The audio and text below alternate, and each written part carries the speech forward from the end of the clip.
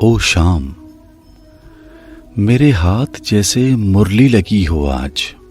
सीधे हाथ की कनिष्का ने बाएं हाथ की अंगूठी को कुछ ऐसे ही थामा है। ये उंगलियां पकड़कर फिर ना छोड़ने की आदत मैं पता नहीं कब सीख गई हूं तुमसे।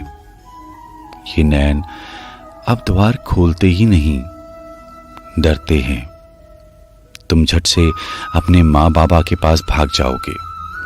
देखो कब से मुंदे पड़े हैं और ये होंठ कब से कुछ बोलने को खुले हैं। तुम होते हो तो इन्हें बोलने ही कब देते हो। अब कंठ के सातों सुर जैसे तुमसे मिलने को बह से चले हैं। कब से मेरी ये सांसें रुकी सी पड़ी थी। ये काले नागिन से मेरे केश, सखी कहती है मेरे केश अब तेरे केशों से घुंघराले लगते हैं केशव। मुझे तो अब इनकी सुध-बुध ही नहीं है, तभी तो उलझे से पड़े हैं।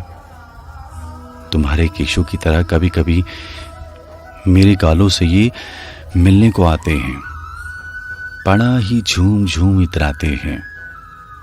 अरे ओ मनहरी, जब से तुझसे मिली हूं मैं तो मनहारी हो गई हूं। शाम, तेरी दिए हरी पीली चूड़ियां मेरा झरोखा बनकर बड़ी बड़ी हरी हरी बड़ी मन भरी हो रही हैं। बस इन्हीं से अब सब जग देखती हूं।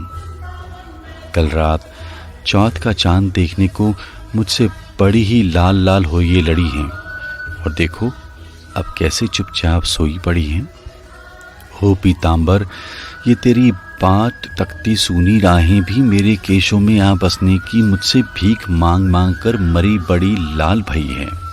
कहती हैं मेरे तालों से ही लाल भई हैं। ये तो निरा ही झूठ बोलती हैं। तुमने तो देखा है मेरे तलवे तो गुलाबी हैं। कदम्ब तले तुम राख के कांटे निकाल बड़ी देर तक इन्हें सहलाते थे। कल रात कब से खाली पड़ी गागरों की आंगन में कुछ तो साजिश चल रही थी। करवा बनने की हट सी कर रही थी। घर से कमर तक पहुंचने की कला इन निगोड़ियों ने तुमसे ही सीखी है, पर तुम इनकी एक ना सुनना।